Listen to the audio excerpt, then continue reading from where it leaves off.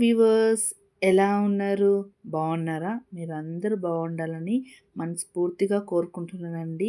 So మీ అందరికీ శ్రీరామనవమి శుభాకాంక్షలు. మీకు మీ కుటుంబ సభ్యులందరికీ ఆ రాముల వారి ఆశీస్సులు నిండుగా ఉండాలని నేను మనస్ఫూర్తిగా కోరుకుంటున్నాను. మీ అందరూ సపోర్ట్ వల్లనే నేను ఇంతవరకు రాగలిగాను. సో అలాగే నన్ను సపోర్ట్ చేయండి. మీరు సపోర్ట్ చేయడం వల్లనే నేను ఇంత దాకా వచ్చాను. సో వీడియో కానీ నచ్చితే లైక్ చేసి, షేర్ చేసి, సబ్స్క్రైబ్ చేసేయండి. సో ఎవరైతే ఫస్ట్ టైం నా ఛానల్ చూస్తున్నట్లయితే ముందుగా నా ఛానల్ని సబ్స్క్రైబ్ చేసుకోండి. దాని ద్వారా నేను పెట్టే ప్రతి వీడియో మీ దాకా వస్తుంది. అండ్ చాలా అంటే చాలా థ్యాంక్ యూ సో మచ్. నేను జెన్యూన్గా సంపాదించిన సబ్స్క్రైబర్సే ఉన్నారు. సో నాకు ఇలాంటి సబ్స్క్రైబర్సే కావాలి. సో ఇప్పుడైతే డైరెక్ట్గా వీడియోలోకి వెళ్ళిపోదాం, చూసేయండి. సో ఇది వచ్చేసి నేను మార్నింగ్ తీసానంటే మార్నింగ్ 4 o'clock లేసాను. ఈరోజు ప్రతిరోజు నేను తొందరగా లేయాలి అని చాలానే అనుకుంటాను, కానీ అన్ని పనులు చేసి పండుకునేసరికి లేట్ అవుతుంది. సో మార్నింగ్ అందుకనేసి లేట్ అవుతుంది లేచేదానికి. సో ఎలా అయినా కానీ లేయాలి అని చెప్పేసి అలారం పెట్టుకున్నాను. సో పొద్దున్నే స్నానం చేసి ఇల్లంతా ఊడ్చి శుభ్రం చేసుకున్నాను. సో ఇక్కడ బియ్యం పిండి చేసుకోవాలి అనేసి ప్రిపరేషన్ చేసుకుంటున్నానండి. సో ముందుగా బియ్యం నానపెట్టుకొని మనకి ఎంత కావాలో అంత నానపెట్టుకునేసి ఫ్యాన్ కింద ఆరబెట్టుకొనేసి అలాగే మిక్సీ జార్లో మనం మిక్సీ పట్టుకోవచ్చు. లేదా మీరు ముందుగానే ప్రిపరేషన్ కోసం అనేసి ముందుగానే మీరు చేసుకొని బయట మనం పిండికి ఇవ్వచ్చు. నేనైతే ఇక్కడ మ్యాక్సిమం 2 kg లేదా 3 kg కొలతలతో నేను చేసి పెట్టుకుంటాను. సో అప్పటికప్పుడు చేయాలంటే ప్రతిరోజు కుదరదు. సో అదేంటోనండి, ఎప్పుడు దీపాలు పెట్టాలి, పిండి దీపం పెట్టాలి అనుకున్నప్పుడల్లా సరిగా కుదరదు. ఎందుకో తెలీదు, మేబీ పిండి ప్రాబ్లం ఏమో అనుకున్నాను. కానీ మనం భక్తితో మనము చేస్తే ప్రతి పనైనా మనకి మంచి సక్సెస్ వస్తుంది. సో ఇక్కడైతే నేను ఎప్పుడు పూజ చేయాలని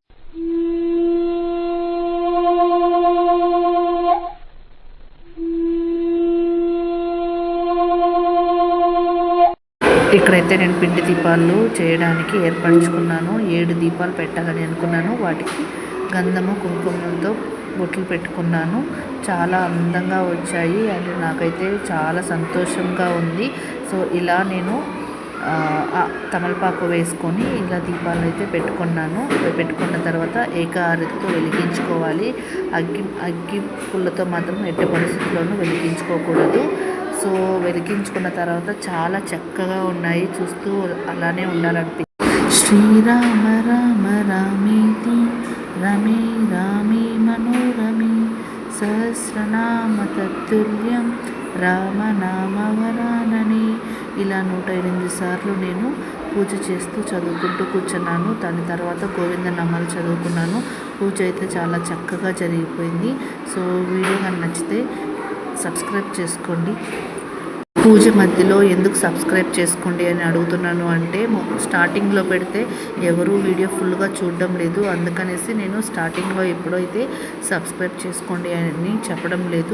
పూజ అయిపోయిన తర్వాత రామయ్యని అలా చూస్తూ ఉండాలనిపించింది. కాసేపు పూజ స్థలంలో కూర్చొని రామయ్య పాటలు వింటూ స్మరిస్తూ ఉన్నాను. చాలా అంటే మనసుకి చాలా సంతోషం అనిపించింది. సో అయిపోయిన తర్వాత మంగళహారతి ఇస్తున్నాను.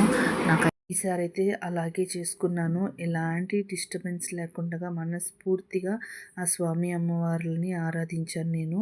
సో వీడియో కానీ నచ్చితే లైక్ చేసి, షేర్ చేసి, సబ్స్క్రైబ్ చేయండి. అలాగే నా పూజ ఎలా ఉందో కమెంట్ కూడా చేయండి. మీ సపోర్టే నాకు కొండంత బలము. ఆ స్వామి అమ్మవారి ఆశీస్సులతో నేను ఈ యూట్యూబ్ అనేది స్టార్ట్ చేశాను.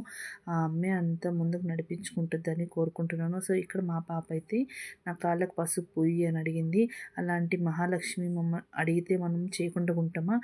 ఈ బుడి అడుగుల మా లక్ష్మీ అమ్మకి నేను కాళ్ళ నిండుగా పసుపు పూసేసి అలా పూజలోకి కూర్చోపెట్టాను. సో వీడియో కానీ నచ్చితే లైక్ చేసి, షేర్ చేయండి. అలాగే సబ్స్క్రైబ్ చేసుకోండి. Thank you so much for watching. Next వీడియోలో కలుద్దాం.